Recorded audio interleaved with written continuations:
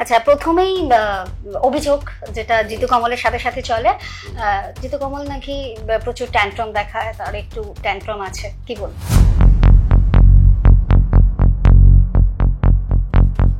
আমি যে ফ্যামিলির ছেলে আমি কখনোই সেটা ভাঙিয়ে বলিনি। আমি আউট অ্যান্ড আউট পলিটিক্যাল ফ্যামিলির ছেলে। তো আমাকে সুপারিশ করার মতো লোকজন আমার ফ্যামিলিতেও ছিল এবং এখনো রয়েছে।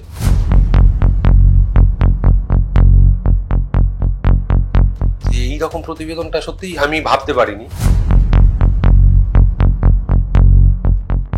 এখন হয়তো এই প্রতিবেদনগুলো, এই অপবাদগুলো সেটা কোথাও আমার মনেও কাদা ছেটাচ্ছে এবং সেই কাদাটাকে ছড়াতে গিয়ে দেখবি তোমার গায়েও কাদা কিছুটা ছিটছে।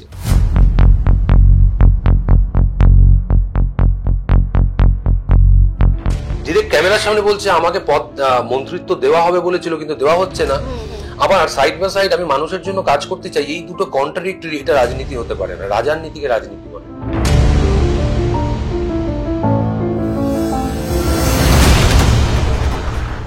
ছোট পর্দা থেকে বড় পর্দা, যার উত্থান ম্যাজিকের মতো মনে হলেও তার পেছনে ছিল অসম্ভব স্ট্রাগল, ধৈর্য আর অদম্য জেদ। আর এই সবগুলোকে চলার পথের পাথেয় করে তিনি আজ অপরাজিত। হ্যাঁ, ঠিক ধরেছেন। নিউজ নাও কথোপকথনে আজ স্বাগত জানাচ্ছি অভিনেতা জিতু কমলকে। জিতু, নমস্কার, thank you so much time দেওয়ার জন্য।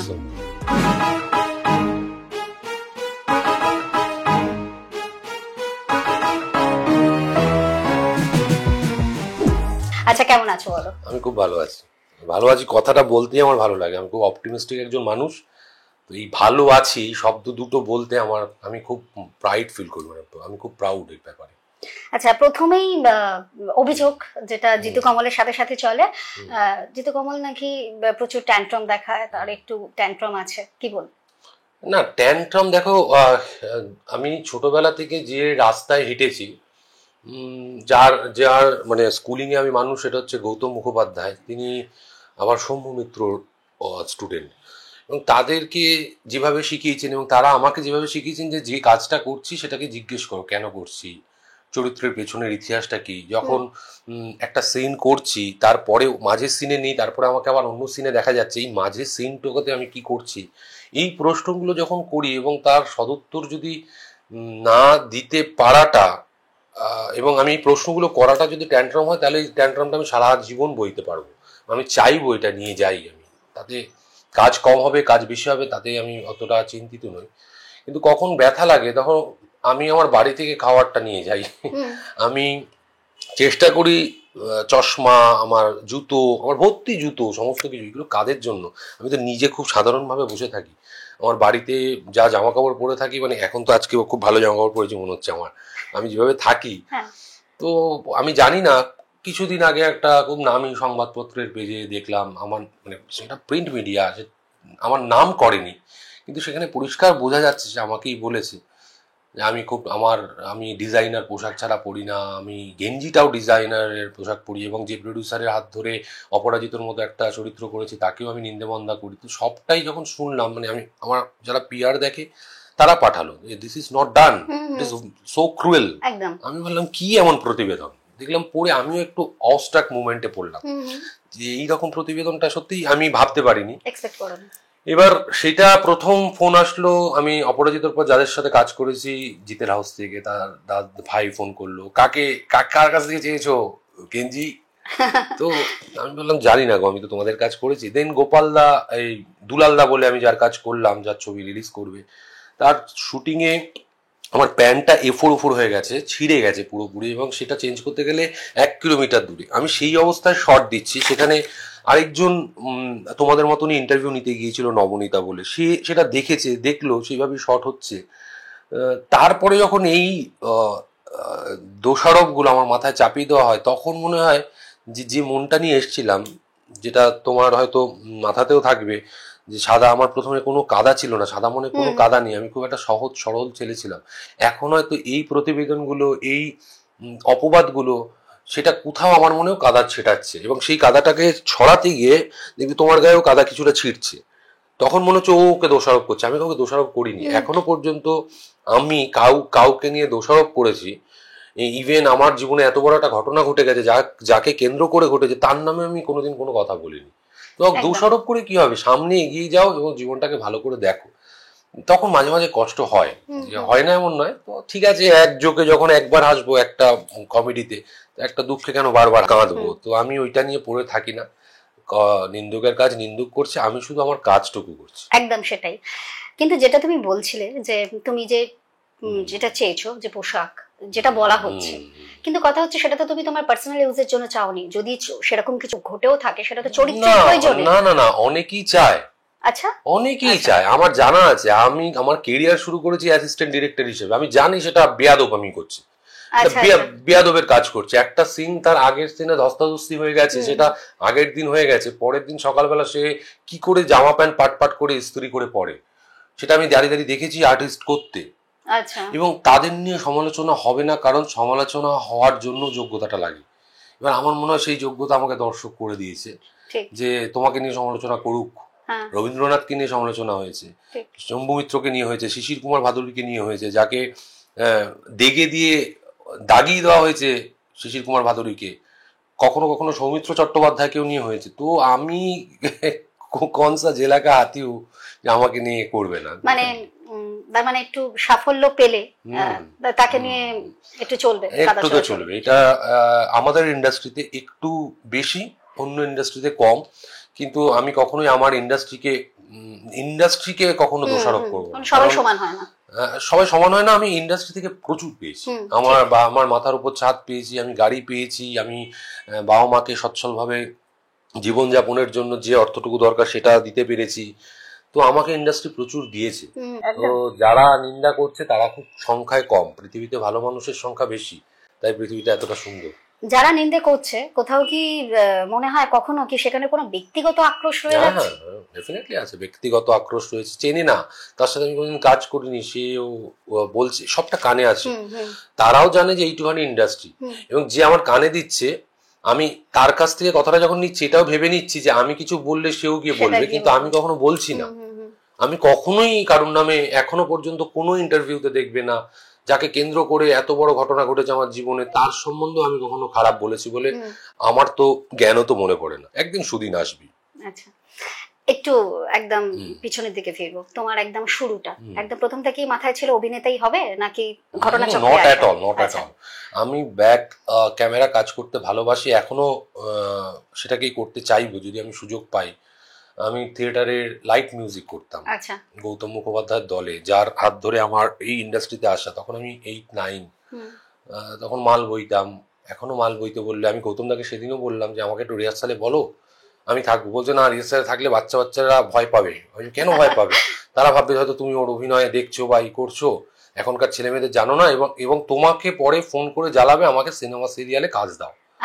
আমি কথাটা ভুল বলেনি। তো আমি কারো ডিস্টারবেন্সের কারণ হতে চাই না। হতে পারে তুমি সেখানে একটু অ্যাটেনটিভ, মানে তোমাকেই লোকে অ্যাটেনশন দিচ্ছে, এইটা আমার কাছে চিন্তার বিষয়। আমি কালকে রাত্রেই পাঠিয়েছি ওনাকে একটা, আমি এই বই থেকেই, সৌমিত্র বাবুর বই থেকেই পড়ছিলাম যে রিহার্সালের কথা। তার লক্ষণদা বলে তার একজন ডিরেক্টর ছিল, সে তার কিভাবে রিহার্সাল করাতো, এবং রিহার্সালের লোকেরা যারা থিয়েটার করতো তারা সেই সময় থেকেই সিনেমাটাকে, সিরিয়ালটাকে বেশি প্রাধান্যতা দিত। আমি বলছি না সেটা দেবে না, কিন্তু থিয়েটারটার কাজে যখন এসছি সেখানেও আমি সমানভাবে প্রাধান্যতা দেওয়া উচিত। তা না হলে কেন করতে যাব? আমি সময় দিতে পারছি না, আমি থিয়েটারের মঞ্চে যাই না, বা আমি সেই মহলায় অংশগ্রহণ করি না, মহড়ায়। তো সেইটাকে ভেবে কাজ করছে না এখনকার প্রজন্ম, বা আমিও এখনকার প্রজন্মের, বা কিছু বছর ধরে, মানে বিফোর কোভিড, আমাদের মাথার মধ্যে একটা জিনিস গেঁথে গেছে, অর্থ যে করেই হোক ইনকাম করতে হবে। আমি যে হারে কাজ ছেড়েছি, আমার তারাও হয়তো ট্যান্ট্রাম, তুমি ব্যক্তিগত প্রশ্ন বললে, তারাও হয়তো ভাবতে পারে যে এত স্নোবিশ কি করে হয়ে গেল। আমি স্নোবিশ নই, আমি ওই চরিত্রটা করতে পারছি না, বুঝতে পারছি না যে ওই চরিত্র আমাকে মানাবে কিনা। তুমি নিজে হয়তো রিলেট করতে পারছি না। সেখানে আমি যদি ডিরেক্টরকে বলি, আমাদের ইন্ডাস্ট্রি আরেকটা প্রবলেম হচ্ছে, না বললে শত্রু তৈরি হয়। আচ্ছা, সো এইটা খুব ডিফিকাল্ট আমার জন্য। তো I am taking it as a challenge, যে তারাও বুঝতে পারবে যে এই চরিত্রটাও না করেছে, ও তো নিতে পারতো, ও তো আমরা একটা ভারী টাকা দিচ্ছিলাম তাকে, সেই টাকাটা নিয়ে নিতে পারতো। আমি সেই পথে হাঁটবো না। মানে কোথাও গিয়ে কারোর এই অনেস্ট কনফেশনটাও, সেটা তার ট্যান্ট্রামের বলা হচ্ছে, মানে দেখো পার্সপেক্টিভ, তোমার কাছে যেটা খারাপ আমার কাছে সেটা ভালো হবে বা খারাপ হবে এমনটা নাও হতে পারে, আমার কাছে যেটা ভালো সেটা তোমার কাছে ভালো নাও হতে পারে। আমার কাছে এটা মনে হচ্ছে যে অনেস্ট কনফেশন, কিন্তু অনেকের কাছে সেটা ট্যান্ট্রাম মনে হতে পারে। তার জন্য তার ওই মনে করাটাকেও আমি সম্মান জানাই, যে হয়তো এটাই ওনার কাছে ট্যান্ট্রাম, ওনার সংজ্ঞা এটা ট্যান্ট্রাম, উনি কোনো বই পড়েছেন বা কোথাও দিয়ে তথ্য পেয়েছেন। তো আমি যে তথ্য পেয়েছি বা আমি যে স্কুলিং এ মানুষ, সেখানে আমার কাছে এটা ট্যান্ট্রাম নয়। তোমার এই যে শুরুটা যখন তুমি স্টেজে করতে করতে, তারপর তুমি কবে তুমি মনে করলে ক্যামেরার সামনে তুমি আসতে চাইছো, এটা নিজের মধ্যে কবে ফিল করবে? দেখো, এটা কোইন্সিডেন্ট। মানে আমার কাছে হঠাৎই ফোন আসে, এবং আমি তখন অ্যাসিস্ট্যান্টের কাজ করি, অবজারভারের কাজ করি। দেবিদাস হালদার বলে এক রিনাউন্ড ডিরেক্টর ছিলেন আমাদের বাংলা ইন্ডাস্ট্রিতে, কোভিডে তিনি মারা গেছেন। তিনি তার আমি অবজার্ভ করি, আরো অনেক ডিরেক্টরের আমি অবজার্ভ করেছি। তো তারাই কখন ফোন করে আমাকে ডেকে নিল যে একটা ধারাবাহিকের জন্য, সিরিয়ালের জন্য, তখন ইটিভি বলে চ্যানেলটা ছিল। তো সেখানে লুকিয়ে লুকিয়ে অডিশন দেবো, এবং সৌভাগ্যবশত আমি সেখানে সিলেক্ট হই, এবং সেখান থেকে টিভি বা সেলুলয়েডে অভিনয়তে আসা। কিন্তু তার আগে থেকে আমি থিয়েটারের অভিনয় করতে শুরু করেছি, যেটা আমাকে প্রত্যেক মুহূর্তে টানে। আমি হতে চেয়েছিলাম ডিরেক্টর, যে সেটার জন্যই আমার অবজার্ভ করা বা থিয়েটারে কাজ করা, বাট সেটা এখনো হয়ে ওঠেনি। মানে ওটা প্ল্যানে আছে? হ্যাঁ, নিশ্চয়ই। জিতু কমলকে পরিচালক জিতু কমল হিসেবে দেখো, কোনটা দেখতে হবে আমি কি করে বলবো। ঘটনা হচ্ছে, আজকে আমাদের এমন জীবনের পদ্ধতি হয়েছে, আজকে কথা বলছো, কালকে সকালে আমার নামে হয়তো নিউজ করতে হলে ভালো লোক ছিল সে নেই।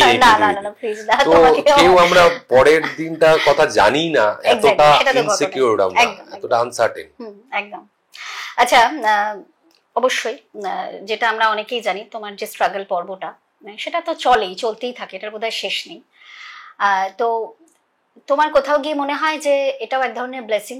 মানে আমরা সবসময় মানে এইভাবে ভাবি যে স্ট্রাগল করতে হয়েছে, তুমি কি এটাকে ব্লেসিং হিসাবে দেখো, না মনে হয় যে যদি ওই যেটাকে আমরা নেপোটিজম বলেও কথা হয়, যে আমি যদি কোনো পরিচিত কারোর হতাম, ছেলে বা পরিচিতি থাকতো সেইভাবে ইন্ডাস্ট্রিতে, তাহলে এই স্ট্রাগলটা করতে হতো না? কিন্তু তোমার কি মনে হয় স্ট্রাগলটা করে একটা জায়গা পাওয়া এটা একটা ব্লেসিং, নাকি তার থেকে যদি কেউ আমার মাথার উপর থাকতো, আমি অতটা স্ট্রাগল করতে হলো না, চান্স পেতে শুরু করলাম, সেটা তোমার কাছে বেশি ভালো লাগতো? দেখ, আমি প্রথমে একটা কথা বলি, সেটা হচ্ছে প্রত্যেকের স্ট্রাগলে না, প্রত্যেকের জীবনে স্ট্রাগল আছে, আর সেই স্ট্রাগলে সেই হিরো। আমার স্ট্রাগলটা খুব বৃহৎ, আমারটা খুব কঠিন ছিল, ওরটা নয়, এমনটা নয়। সবার স্ট্রাগল আছে, সবার জীবনে সেই হিরো সেই হিরোইন। এবার স্ট্রাগল না থাকলে তুমি বুঝতে পারবে না রাস্তাটা কতটা, মানে কতটা মসৃণ আর কতটা এবড়ো খেবড়ো। তুমি রাস্তাটাকে জানো, তোমাকে যদি কেউ পেছনে ঠেলে দেওয়ার চেষ্টা করে, তুমি জানো তুমি কোন রাস্তা দিয়ে এসছো, তোমার জানা হয়ে গেছে রাস্তাটা, তোমার আরো সহজ হবে আবার ওই রাস্তাটাতে যেতে। তো সবার জীবনে স্ট্রাগলটা দরকার। স্ট্রাগল ঠিক নয়, এটা একটা এক্সপিরিয়েন্স, অভিজ্ঞতা দরকার আছে। এবার আমি যে অভিজ্ঞতা সঞ্চয় করে করে করে করে কাজ করেছি, এবং যে পর্যায়ে আমি এখন দাঁড়িয়ে আছি, ধর 10 তলা বিল্ডিং হলে আমি এখন 1.5 তলায় দাঁড়িয়ে আছি। মডেস্টি করে বলবো না আমি যে নিচে দাঁড়িয়ে আছি, কারণ আমাকে 1.5 তলায় তো মানুষ তুলেছে। সেই মানুষের সম্মানটাকে রাখতে আমি বলবো এই অভিজ্ঞতাটা দরকার। কারণ আমি যে ফ্যামিলির ছেলে, আমি কখনোই সেটা ভাঙিয়ে বলিনি, আমি আউট অ্যান্ড আউট পলিটিক্যাল ফ্যামিলির ছেলে। তো আমাকে সুপারিশ করার মতো লোকজন আমার ফ্যামিলিতেও ছিল এবং এখনো রয়েছে, আমি সেটা কখনোই ভাঙিয়ে বলবো না। সেটা ভাঙিয়ে বললে তাহলে আমার মজাটা কোথায় রইল? এই ধরো যখন দেওয়ালে পিঠ থেকে যাবে, এই যে লড়াইটা চলছে, কখনো আমি এগোচ্ছি কখনো পিছোচ্ছে, কখনো এগোচ্ছি কখনো পিছোচ্ছি, এই লড়াইটা তো নষ্ট হয়ে যাবে। তো এইটাকে আমি সবসময় চালিয়ে যেতে চাই। Life is a war, as like a film making is a war, life is a war. তুমি প্রতিনিয়ত যদি যুদ্ধ করো, তাহলে তোমার শরীরও ভালো থাকবে, মনও ভালো থাকবে, এবং মস্তিষ্কও চলবে, মাথা প্রচন্ড পরিমাণ শার্প থাকবে। ঠিক ঠিক। আর কোথাও গিয়ে কি এটাও মানো যে এইরকম স্ট্রাগল মানে হয় না, অনায়াসে আমরা কিছু পেয়ে গেলে সেটার হয়তো অতটা ভ্যালু করতে পারি না, যেটা হয়তো তার পেছনে প্রচুর শ্রম দিলে বা ওই আর কি। যদি হ্যাঁ, তো আমি ডেফিনেটলি মানি। কিন্তু তুমি দেখো, আমাকে অপরাজিত বলে তুমিও আমাকে অ্যাড্রেস করলে, হ্যাঁ, অঙ্গ অঙ্গাঙ্গ ভাবে জড়িত আর কি। মানে যার চরিত্র থেকে আমার এই যে আঙ্গিক চরিত্র, এই আঙ্গিকতা থেকে তুমি ওটাকে বার করতে পারবে। আমি কখনোই এটাতে কার্স মনে করি না, এটাকে ব্লেস মনে করি। কিন্তু কখনো কখনো এই ব্লেসিংটা আমার কার্স হয়ে দাঁড়াতে পারে, এটাও আমি ভেবে কথা বলছি। কিন্তু কোনো মানুষ আমাকে তো এটাও বলে যে হঠাৎ পেয়ে যাওয়া। আমি প্রায় 17 বছর ধরে এখানে জীবনে এই যুদ্ধের মধ্যে আমি অবতীর্ণ রয়েছি এবং লড়াইটা চালিয়ে যাচ্ছি, এবং সুযোগটা আসার পর সেটাকে আমি কাজে লাগিয়েছি। তো আমাকে আরো বেশি পরিমাণ সচেতন হতে হবে লোককে প্রশংসা করতে পারছি কিনা। আমি আমাদের বলতে পারবো না, আমিও হয়তো প্রশংসা একটু কম করি মনে হয়। তা না হলে কেন আমি এই জায়গাটায় আরো অ্যাপ্রিসিয়েশন পাবো না, মানুষ আরো আমাকে পুশ করবে না যে আরো কিছু ভালো হতে পারে। কাজ দেওয়া না দেওয়ার কথা বলছি না, যে আরো কিছু ভালো, থিয়েটারও ভালো হতে পারে, যাত্রাও ভালো হতে পারে, তুমি আরো ভালো কিছু করতে পারো। এইখানে কিন্তু সেটা নয়। এখানে দেখানো হচ্ছে যে তো এটা করতো, এটা হঠাৎ করে পেলো, এখন দেখো মানে কথাই বলে না, কেমন হয়ে যাচ্ছে। আরে আমি আগাগোড়াই ঘর কুনো, আমি আগাগোড়াই বই নিয়ে থাকতাম, আমি আগাগোড়াই কাজ করে বাড়ি। Introvert towards hour industry. আমি আমার বন্ধুদের, যাদের বন্ধু বলে মনে করি, তাদের কাছে আমি ইন্ট্রোভার্ট নই। তারা আমাকে বিনা পয়সায় পিকনিকে নিয়ে যায়, যে এত কথা বলি এবং এত মজাদার আমি একটা এন্টারটেনমেন্টের একটা প্যাকেজ। যারা ইন্ডাস্ট্রিতে বন্ধু ছিল তারাও জানে, এবং সেই কথা বলা ছিল এই কারণে, দেখো কথা বলা মজা করা তাদের ক্ষেত্রে হয়ে গেছিল যে বোকা একটা বোকার ভাঁড়। কিন্তু আমার যারা প্রকৃত বন্ধু তারা এটাকে ভাড়ামি হিসেবে নেয়নি, তারা ভেবেছিল এর সেন্স অফ হিউমার আছে, এ মজা করতে পারে, এ আমাদের আনন্দ দেয়, এ জমিয়ে রাখে জিনিসটাকে। কিন্তু সেটা এখন নয়, এখন পাল্টে গেছে সমাজটা। এখন কেউ বেশি কথা বললে তাকে ডেপো বলা হয়, কম কথা বললে তাকে স্নোবিশ বলা হয়, এবং ভেবে ভেবে কথা বললে তাকে চালাক বলা হয়। এবার তুমি কি বলবে? তুমি চুপ করে থাকো। আচ্ছা, চুপ করে একদম। একটু আগেই যেটা বললে যে তুমি পলিটিক্যাল ফ্যামিলি থেকে বিলং করো, তো তোমারই সব কলিগরা তো পলিটিক্সে আসছে, তোমার নিজের আসার ইচ্ছা আছে? না, আমার ইচ্ছা অনিচ্ছার উপর নয়। আমি আগাগোড়াই পলিটিক্সে আসা মানে কি, মানুষের সেবা করা। একদম। সেটা পলিটিক্সে না এসেও হতে পারে। আমি এমন অর্গানাইজেশনের সাথে যুক্ত বা কাজ করি, আমি কখনোই সেগুলোকে নিয়ে নিজের ফেসবুকেও আনবো না, তোমার ক্যামেরার সামনেও বলবো না। তাদের কাছে আমি ব্লেসড, তাদের আশীর্বাদে হয়তো আমি কাজটুকু করে যেতে পারছি এবং বহু বিপদ থেকে মুক্তি পাচ্ছি, আমি এটা বিশ্বাস করি। এবার ধরো বন্ধু আসছে, সিনিয়র আসছে, জুনিয়র যাচ্ছে, আমি তাদের আইডিওলজি নিয়ে কখনোই প্রশ্ন তুলবো না, কিন্তু রাজনীতির আইডিওলজি নিয়ে একটা প্রশ্ন তুলবো। নাম, টিকিটের নাম যখন অ্যানাউন্স হয় তারপর থেকে, এবং ডিরেক্ট ক্যামেরার সামনে বলছে আমার অভিমান হয়েছে, ডিরেক্ট ক্যামেরার সামনে বলছে আমাকে মন্ত্রিত্ব দেওয়া হবে বলেছিল কিন্তু দেওয়া হচ্ছে না। আবার সাইড বাই সাইড আমি মানুষের জন্য কাজ করতে চাই, এই দুটো কন্ট্রাডিক্টরি। এটা রাজনীতি হতে পারে না। রাজার নীতিকে রাজনীতি বলে। আমি রাজা, আমাকে দিল না, আমি প্রমাণ করে দেবো, ঠিক আছে তুমি ওই অঞ্চলের এমপি হতে পারো, এমএলএ হতে পারো, কিন্তু ওই অঞ্চলে আমার অস্তিত্ব তোমার থেকে কম থাকবে না, আমার by my work and services. এই শিক্ষায় আমি শিক্ষিত হয়েছিলাম। তো আমি তাদের আইডিওলজি নিয়ে বলছি, রাজনীতির আইডিওলজি নিয়ে বলছি। রাজনীতির আইডিওলজিটা পাল্টে যাচ্ছে হঠাৎ হঠাৎ। তো আমি এটা নিয়ে খুবই চিন্তিত। আমিও এক সমাজের জীব। নিশ্চয়ই, একদম। আচ্ছা, যে ছোট পর্দায় তুমি পরিচিত, ভালোবাসা এত পেয়েছো, এবং সেখান থেকেই তোমার বড় পর্দায় আজকের যে জার্নিটা, তো যেটা হয় নর্মালি আমরা দেখে এসেছি, ছোট পর্দা থেকে মানে হয় না যে স্তরে স্তরে মানুষের যখন উত্থান হয়, যেটা থেকে শুরু হলো সেখানে আর চট করে ফিরতে পারে না। মানে ছোট পর্দা থেকে বড় পর্দা আসার পর তোমার যদি এখন তোমাকে খুব ভালো আবার একটা চরিত্র অফার করা হলো ছোট পর্দা থেকে, তাহলে কি তুমি আবার করবে?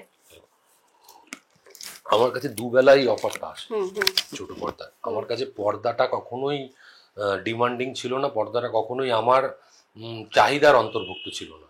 এখন তো ছবি বড় পর্দার নামে বানানো হয়, কিন্তু ছোট পর্দায় কবে দেখানো হবে সেই বিক্রিটার জন্য ছবি বানানো হয়। এটা একদম ধ্রুব সত্য কথা। মানে ওটিটি হোক, স্যাটেলাইটটা বিক্রি হচ্ছে কিনা, তার মানে ছোট পর্দা তোমাকে বাঁচিয়ে রাখছে।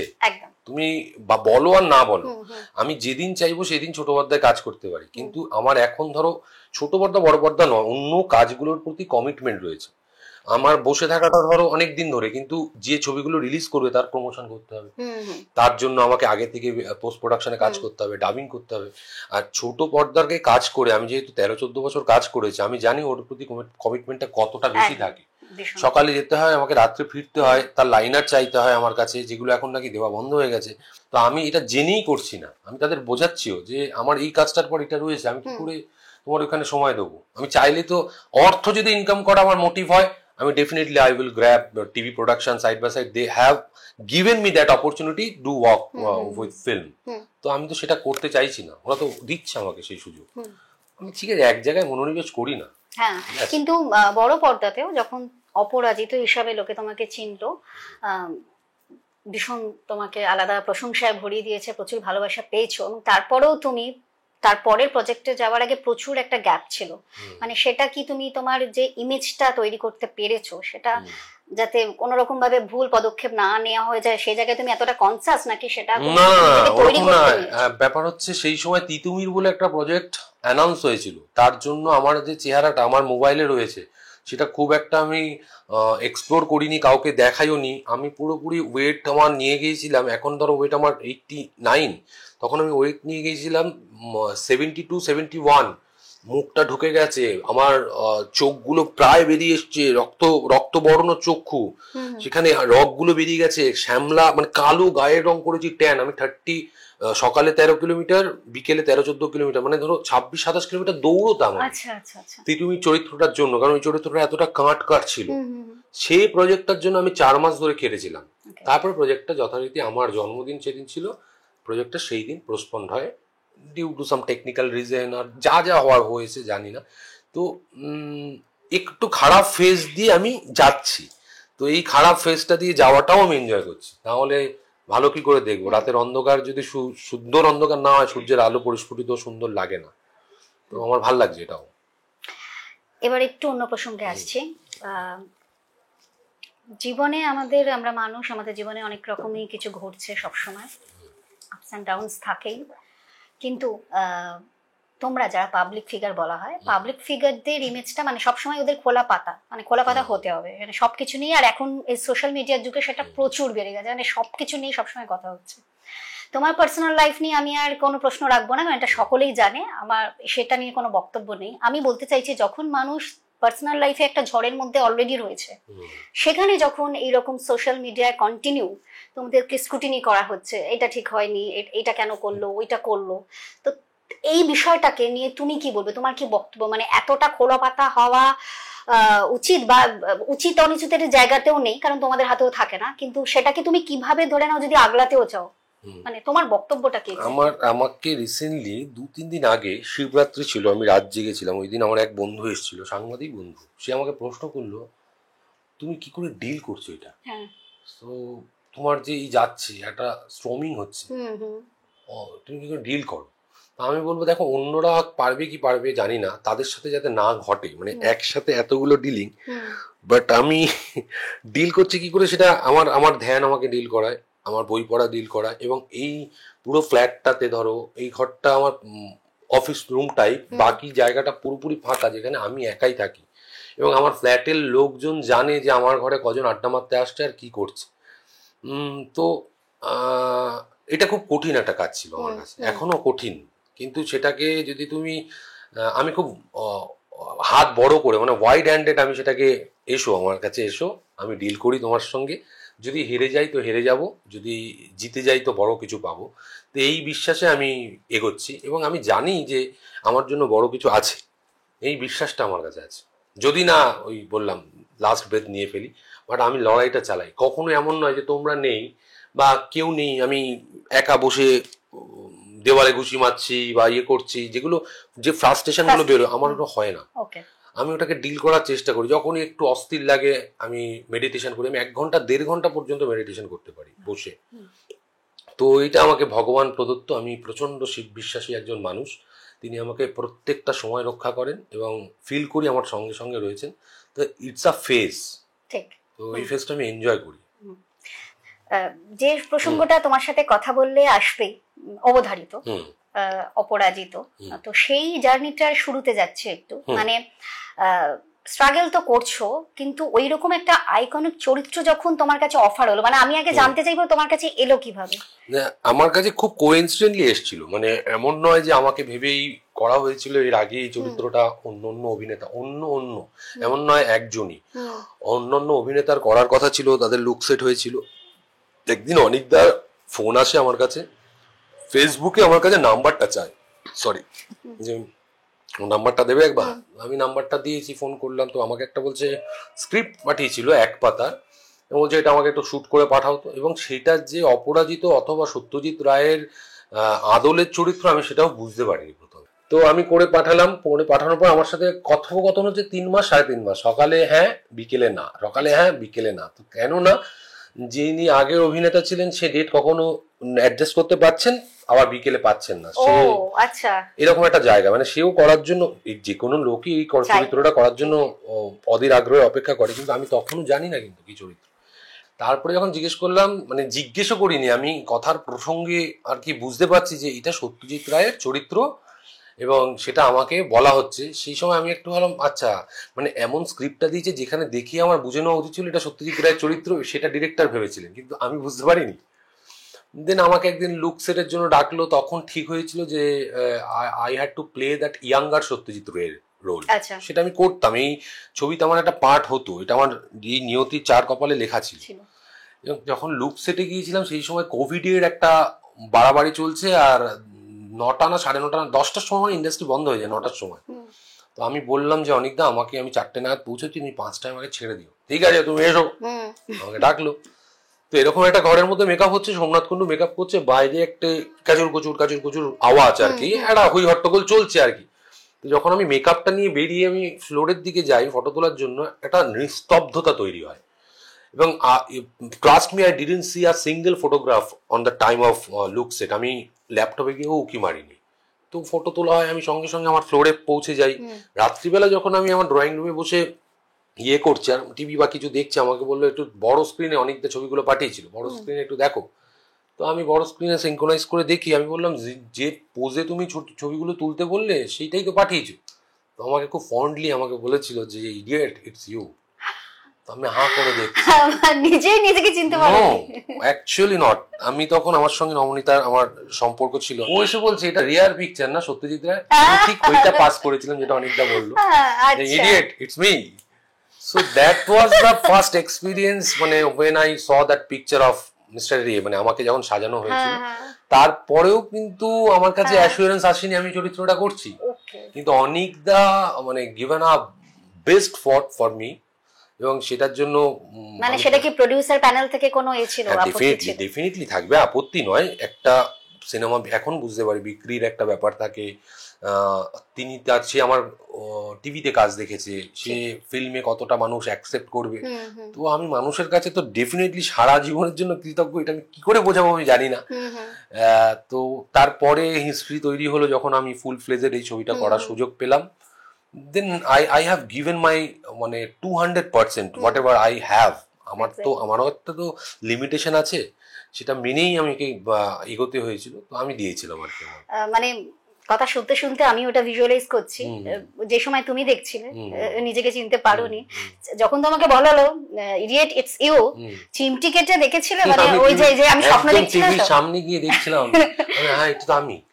সো না, স্বপ্ন দেখার কিছু নেই, মানে আমার কাছে না প্রেস, তুমি যদি আমাকে প্রশংসা করো সেটাও আমাকে খুব বেশি উত্তেজিত করে না, আর আমাকে যদি তুমি খুব নিন্দে করো সেটাও আমাকে বেশি দিন পর্যন্ত ধাক্কা দিয়ে রাখতে পারে না। আমি ওই ব্যাপারটা, হ্যাঁ প্রথমে আনন্দ পেলাম, তারপরে আবার থেমে গেলাম, আচ্ছা এরপরে আমার কি দায়িত্ব, প্রথমে ধাক্কা খেলাম তারপরে আমার কি দায়িত্ব, এটা পরের দায়িত্বটা নিয়ে আমি বেশি চিন্তিত হয়ে যাই। শুটিং চলাকালীন অপরাজিতর কোন একটা ঘটনা যেটা বেশ মেমোরেবল, বা সেটা প্রত্যেকটা দিনের, না আমি প্রথমত হাসি বা কান্না এরকম নয়, আমার প্রত্যেকটা দিনের ঘটনাই মেমোরেবল। প্রথমত আমি সোমনাথ কুণ্ডু যে মেকআপ আর্টিস্ট, তার কাছে কৃতজ্ঞ, not only for the makeup. তিনি আমাকে না একটা পরিবেশ তৈরি করতেন, যে পরিবেশের মধ্যে কাউকে ঢুকতে দিতেন না, তিনি করতেন ওটা, এবং সেটা পুরোপুরি বাইরে, মেকআপ বাসের বাইরে থেকে লোক সরিয়ে দিতেন, একদম এখানে চিৎকার করবে না, যা ওই যে এইগুলো আমার কাছে সারা জীবন আমি তাদের কাছে কৃতজ্ঞ থাকবো। হাসানদার মতো প্রডিউসার, যিনি যখন প্রথম দিন শুটিং হয়ে গেছে বা প্রথম ফেজের শুটিং হয়ে গেছে, তারপর আমাকে যে প্রিভিলেজগুলো উনি দিয়েছেন, সেটা মানে আমার জ্বর চলে এসছে সকালবেলা 5টার সময়, কোভিড টেস্ট করানো, সেটা তাড়াতাড়ি রিপোর্ট বার করা, মানে অসাধারণ। রেস্ট অফ দ্য লিস্ট সেটা হচ্ছে অনিক দত্ত, রাত্রিবেলা 1:30টার সময় রিং করে হয়েছে, তুমি ফোন ধরো, কেউ ঘুমাওনি কেন এখনো? আমার প্রশ্নটা হওয়া উচিত ছিল যে আপনি ঘুমাওনি কেন, কিন্তু আমি করতে পারছি না। আমি তখন একটা স্ক্রিপ্টের কোনো লাইন নিয়ে প্রস্তুতি নিচ্ছি, আমি ভাবছি এইটা জিজ্ঞেস করবো এই জন্য, ঠিক আছে এইটা বললো পুরোটা, এখন ঘুমিয়ে পড়ো। ঘুমিয়ে পড়লাম কি না সেটা আবার 15 মিনিট পর আমাকে ফোন করলো। এবার আমি অনিক দত্তের ফোন দেখে কি দেখবো, হ্যাঁ বলো, আমি কি ফোন না ধরলেও বলছে ঘুমুনি কেন, ধরলেও বলছে ইয়ে করনি কেন। তো এইরকম একটা পরিবেশের মধ্যে আমি থেকেছি, মানে অসাধারণ, সেটা বলে বোঝানো যাবে না। আমি তোমাকে আগেই বললাম film is a mutual war. Exactly. সেখানে cameraman Supratim Bol, hats off, তার মতো একজন ক্যামেরাম্যান পেয়েছি। তার আমাদের associate Utsab da, Anik da, Hasan da, art department আনন্দ আড্ড, মানে প্রত্যেকটা ডিপার্টমেন্ট ছিল তাদের জায়গা থেকে বেস্ট দেওয়ার জন্য, এবং ক্রেভিং ছিল, আর্ট ছিল যে কিছু একটা হচ্ছে, ঠিক। তো তার প্রতিফলন একটা ভালো ছবি হয়, একটা ভালো প্রোডাক্ট হয়। আমরা জানি যে অনেকদা প্রত্যেক অ্যাক্টরের থেকেই তার বেস্টটা বার করানোর জন্য সেটে অনেক সময় বকাঝকা দেয়, শুনেছি। তো যখন এতে সেটা তো শুনলাম মাঝরাতে তোমাকে বকেছে, কিন্তু অন শট বকেনি না। উনি এতটাই স্বাধীনতা দিয়েছিল, উনি নিজের ইন্টারভিউতেও বলেছিলেন যে আমি খুব একটা ওকে নিয়ে নাড়াচাড়া করিনি, কোথাও কোথাও একটা দুটো জায়গায় যদি মনে হয় যে আমি ওকে বলতাম এটা না এটা শুধু করো, পূর্ণ স্বাধীনতা দিয়েছিল আমাকে। এবং আমি 3-4 রকম ভাবে ভেবে যেতাম, মানে ওনার সত্যজিৎ বাবুর ম্যানারিজম ছেড়ে তো বেরিয়ে করা যাবে না, মানে 3-4 রকম ভাবে দেখুন সত্যজিৎ বাবু কিভাবে রাত্রিবেলা ভাত খেতেন সেটা তো আমাকে ইমাজিন করতে হয়েছে। সত্যজিৎ বাবু রাত্রিবেলা কিভাবে ঘুমোতেন সেটা তো ছবি নেই, সেটা তো ইমাজিন করতে হয়েছে। এবং পায়ের ওপরটা থাকবে না, পাটাকে গুছিয়ে শুচ্ছেন না, লম্বা মানুষ বলে একটু আড়গোড়া নিয়ে শুচ্ছেন। তো সেইগুলোকে আমি যখন সেগুলো কি সবটাই তোমার থটস নাকি ডিরেক্টরের? নো, এগুলো আমার থটস ছিল। আচ্ছা, মানে সেটাকে প্রত্যেকটা জিনিস পুঙ্খানুপুঙ্খভাবে আমার শুটিংটা শেষ হয়ে যাওয়ার পর আমি ওই ধরনের পোশাক কিনে নিয়েছিলাম, এবং আমার দুটো টিভিতে সিনক্রোনাইজ করা থাকতো, সারা দিন ওনার voice very difficult to unlearn what you have been doing for years, এইটা চলতে থাকতো। আমি যেভাবে দেখছি পৃথিবীটাকে, পৃথিবী ওরকম নয়, ওই ঘরে চলছে এই ঘরে চলছে, আমি যখন ঘুমোচ্ছি তখন শুনছি, কানে আসছে, আমি যখন আঁতকে উঠছি তখন শুনছি, আমি যখন বাথরুমে রয়েছি স্নান করছি তখন শুনছি। তো ওই শোনাটা, আর বাড়িতে এসেও আমি মেকআপটা হয়তো তুলে ফেলতাম, কিন্তু ওই পোশাক পরতাম, ওইভাবে বসতাম, ওইভাবে খেতাম, ভেবে নিতাম উনি কিভাবে খাবেন। তো সবটা মিলিয়ে মিশিয়ে ওনার মতো করে আমি যাপন করেছিলাম। এক্স্যাক্টলি, মানে ওই সময়টা জিতু কমল ছিল না, ওটা তখন সত্যজিৎ। হ্যাঁ, না তো করা যাবে কি করে, একটা আমি সুতোর উপর দিয়ে যাচ্ছি, এবং যে সুতোর বাঁধন আমাদের এইখানে কলকাতায় বাঁধা থাকলে তার লাস্ট বাঁধনটা কোন পৃথিবীর কোন প্রান্তে বাঁধা আমি জানি না, তার দর্শকদের পরিবিতা কতটা, যেখানেই যাচ্ছি তার সম্বন্ধে, আমি তো গেছি তারপরে, তার জন্য কাঁদে মানুষ, এতটা ইমোশনাল। তো আমি চাই পশ্চিমবঙ্গের মানুষও ওনার প্রতি এতটা ইমোশনাল হোক, একটু কম ইমোশনাল আছে। তুমি যে কথাটা বললে যাপন, মানে তখন তাকে নিয়ে তুমি যাপন করেছো, ডেডিকেশন প্রত্যেক অ্যাক্টররাই মানে সেটা করতে চায়, যখন যে চরিত্রটা ঢোকে সেই পোশাকটা তাকে পরতে হয়। কিন্তু তোমার ডেডিকেশনটা শুধু সেই যাপন করার মধ্যে ছিল না, তুমি নিজের ফিজিক্যাল এর মধ্যেও চেঞ্জেস গুলো জেনেছিলে, যেটা আমরা জানতে পেরেছি, তোমার দাঁতের শেপ তুমি করেছো। তো এই জায়গাটা গিয়ে যেটা প্রশ্ন, যে এই সাহসটা কোথা থেকে পেলে? মানে যতই হোক, এটা সাহস নয়, এটা হচ্ছে এটা প্রথম ফেজের শুটিং হয়ে গিয়েছিল, আমাদের 5 দিনের শুটিং হয়ে গিয়েছিল, আমি ওখানে বসেছিলাম। তো আমি যখন ওই আমাদের কথা বিজয় রায়ের লেখা ওই বইটাকে পুরোটা পড়েছিলাম, তখন দেখছি প্রথম প্রচ্ছদের যে ছবিটা, সেখানে আমার দাঁতের সাথে না মিল নেই। আমি যখন হাসছি, আমার কাছে ছবিগুলো রয়েছে, আমি ইমিডিয়েটলি দুপুরবেলা দেখছিলাম এটা, আমি ইমিডিয়েটলি এখানে একটা ডেন্টাল রয়েছে, আমি গিয়ে ওটা করে ফেলি। আমি এটা কাউকে জানাতেও চাইনি, ইভেন এটা ছবি রিলিজ হয়ে যাওয়ার পর নবনীতা লিখে ফেলেছিল যে এইটা তুমি কেন বলবে না, কারণ আমি এখনো সামনের দাঁতে খেতে পারি না, এবং দাঁত যদি আমি একটু চাপ দিই আমার রক্ত বেরিয়ে আসে। তো আমার পুরো দাঁতগুলোকে চেঞ্জ করে আমি ওর মতো করে দাঁত করলাম, সত্যজিৎ বাবুর মতো করে দাঁত করে আমি শুটিংটা কমপ্লিট করে ফেলেছি। তারপরে আবার ওই দাঁতটা চেঞ্জ করে আবার এখনকার শেপে নিয়ে এসেছি। আমার নিজের দাঁত পুরো ক্ষয়ে একেকার করেছি। পরে মনে হয়েছে যে আমার তো সারা জীবন ব্যথা করবে, এই করবে, কিন্তু কষ্টটা কোথায় হয়? দাঁতের ব্যথায় কষ্ট হয়নি, ব্যথা হয় কষ্টটা তখন পাই যখন এই ধরনের রিউমার ছড়ানো হয়, তখন প্রচন্ড ব্যথা পাই, প্রচন্ড। যে আফটার আবার ওই জিতুর সাথে কথা বলা যায় না, জিতু কারোর সাথে মেশে না, মানে এই কথাগুলো আমার জন্য খাটে না, কারণ আমি বিশ্বাসই করি না এই ধরনের কথাতে। তো ঠিক আছে, মানুষের কাজ মানুষ করছে, আমি করবো আমার কাজ, ঠিক আছে। কথা বলতে বলতে আমরা একদমই শেষ পর্যায়ে চলে এসেছি। আমাদের একটা চট জলদি সেশন আছে, যেখানে খুব চটপট উত্তর দেবে, সেটা তুমি দিচ্ছ এবং কোনো রকম ডিপ্লোম্যাটিক হচ্ছ না, যেটাই এটা আমার রিকোয়েস্ট থাকে। ব্যক্তি জিতু কমলের একটা পজিটিভ পয়েন্ট, একটা নেগেটিভ পয়েন্ট কি? আমার প্রত্যেকটা পয়েন্টই পজিটিভ। আমি খুব পজিটিভ ওয়েতে ভাবি। আমার পজিটিভ পয়েন্ট হচ্ছে কেউ যদি আমার নিন্দে করে সেটাকে ভাবার চেষ্টা করি আমি কি এমন কিছু কাজ করেছি যার জন্য এটা নিন্দেটা করছে, যদি খুঁজে পাই সেটা রেকটিফাই করার চেষ্টা করি। আর নেগেটিভ পয়েন্ট হচ্ছে আমি মানুষকে প্রচণ্ড বিশ্বাস করি, এবং এইটাকে নেগেটিভ পয়েন্ট এইভাবে বলছি, মানুষকে অবিশ্বাস করা মহাপাপ, কিন্তু 2024-এ দাঁড়িয়ে আমি দেখছি এটা আমার নেতিবাচক দিক হয়ে যাচ্ছে, এটাকে আমি এখন নেগেটিভ মার্কিং করছি। আগামী 10 বছর পর নিজেকে কোন জায়গায় দেখতে চাও? আমি তো কালকেই দেখতে পাচ্ছি না নিজেকে কোথাও, 10 বছর পর কি করে বলবো সেটা আমি প্রেডিক্ট করতে পারবো না, কিন্তু যেখানেই দেখতে পাই না কেন আমার ইচ্ছের মধ্যে, সেই আমার ইচ্ছের কথা তোমাকে আমি জানিয়ে বিশেষ লাভ হবে না, তবে এতটুকু বলতে পারি 10 বছর বাদে, 10 বছর আগে যে জিতু কমল ছিল সেই মানুষটা 10 বছর পরে থাকবে, এবং আমি গর্বের কারণ হব আমার বাবা মার, আমি এতটুকু বলতে চাই।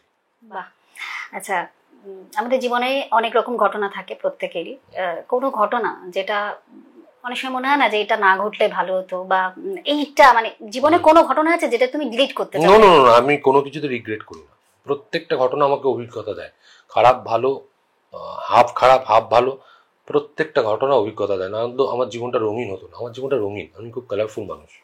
কথায় কথায় আজকে কথা শেষ, কিন্তু তবু যেন মনে হচ্ছে আরো কত কথা বাকি রয়ে গেল, আপনাদেরও সেটা মনে হচ্ছে আমি জানি। আপনারা আপনাদের মতামত জানান কমেন্ট বক্সে, আর আবার তো দেখা হবে পরের সপ্তাহে। আর যাওয়ার আগে ডেফিনেটলি আমাদের গেস্টকে রিকোয়েস্ট করব, সে যেটা বলতে চায় সেটাই শুনবো। এটা মহেন্দ্র সিং ধোনি খুব বলে, এবং কাল খেল মে হাম না হো গর্দিশ মে রহে সিতারে ইহা, মানে এর গান এটা, মেরা নাম জোকারের, জিনা ইহা মরনা ইহা। তো আমি সেই গানের ধরো দুটো কলি যদি গাই, জিনা ইহা মরনা ইহা ইসকে সিওয়া জানা কাহা, কাল খেল মে হাম হো না হো। আমার গানের সুর পাল্টে গেছে, আমি একটুখানি ইমোশনাল হয়ে গেছি, কারণ আমার অনেকগুলো কথা মাথায় আসছে বলে। শুধু এতটুকু বলবো, আমি এইখানেই জন্মেছি, এখানেই মৃত্যুবরণ করবো, যা যা পৃথিবীতে হচ্ছে, যা যা আমার সঙ্গে ঘটছে, সবটার জন্য আমি এই পুরো ব্রহ্মাণ্ড পৃথিবী ইন্ডাস্ট্রির কাছে ধন্য। থ্যাংক ইউ ভেরি মাচ আমাকে প্রশংসা করার জন্য, আমার নিন্দে করার জন্য। আপনারা কিছু করুন, যেটা করছেন করুন, আমি অ্যাকসেপ্ট করছি আপনাদের সমস্ত কিছু।